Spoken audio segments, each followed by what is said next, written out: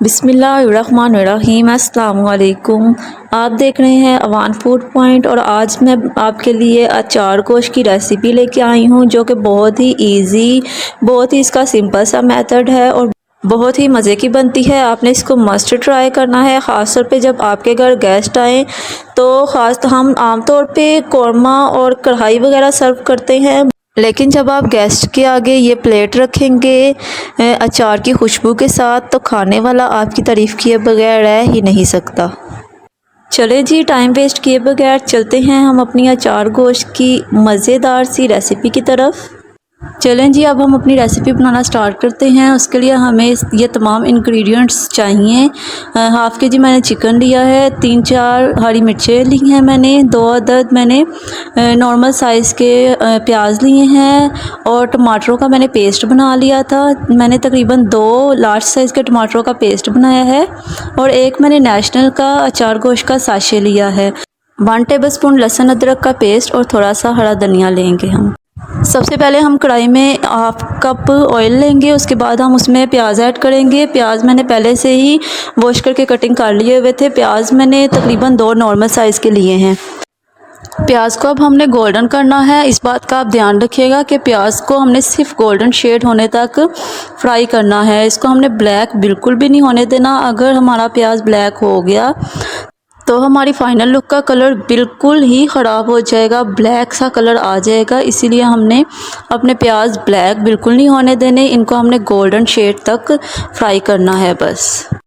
जैसा कि आप देख सकते हैं कि प्याज हमारा गोल्डन हो चुका है। माशाल्लाह, आप देख सकते हैं कि हमारे प्याज का कलर कितना खूबसूरत है। अब हम इसको ग्राइंड करेंगे। अब हमने ऑयल में तमाम मसाले जो हमने ग्राइंड किए थे, लहसुन अदरक का पेस्ट था और प्याज और टमाटर, सबको अब हम उसमें ऐड करेंगे। यहीं पे हम इसमें 5 से 6 टेबलस्पून दही ऐड करेंगे। इससे क्या होगा कि हमारी ये जो अचार गोश्त की रेसिपी है ये बहुत ही क्रीमी, बहुत ही डिलीशियस बनेगी। साथ ही हम इसमें तमाम मसाले ऐड करेंगे। 1/2 टेबलस्पून मैंने लिया है नमक, 1/2 tablespoon red chilli powder, 1/2 tablespoon हल्दी पाउडर, 1/2 टेबलस्पून खुश्क धनिया पाउडर और 1/4 टेबलस्पून गरम मसाला। ये तमाम मसाले मैंने इसलिए कम लिए हैं क्योंकि अचार गोश्त का मसाला भी मैं इसमें साथ ही ऐड करूँगी। तमाम मसालों को इसमें ऐड मैंने कर दिया है और मैंने अचार गोश्त वाला साशे भी ऐड किया है इसमें, और इसी वजह से मैंने इसमें बाकी तमाम मसाले कम डाले हैं, क्योंकि अगर हम मसाले भी सही डाल देंगे और अचार गोश्त वाला साशे भी डाल देंगे तो इसमें मसाले बहुत ज़्यादा हो जाएंगे। और मसाले को 5 से 10 मिनट अच्छी तरह भून के फिर उसमें आपने चिकन ऐड करना है। चिकन आप देख सकते हैं कि मैंने इसमें ऐड कर दिया है। तो अब हमने चिकन को भी 5 से 10 मिनट भूनना है। 10 मिनट भूनने के बाद इसमें 1/2 कप पानी ऐड करके इसको हम गलने के लिए रख दें। 15 से 20 मिनट हो चुके हैं, चिकन हमारा तकरीबन रेडी हो चुका है, गोश्त हमारा गल चुका है। आप देख सकते हैं कि हमारे चिकन की, हमारी रेसिपी की कितनी प्यारी, कितनी खूबसूरत लुक आई है।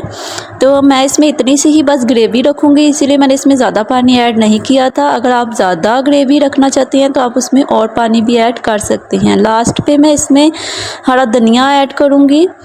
धनिया हमेशा लास्ट पे ही ऐड करना चाहिए, इससे फाइनल लुक बहुत खूबसूरत आती है।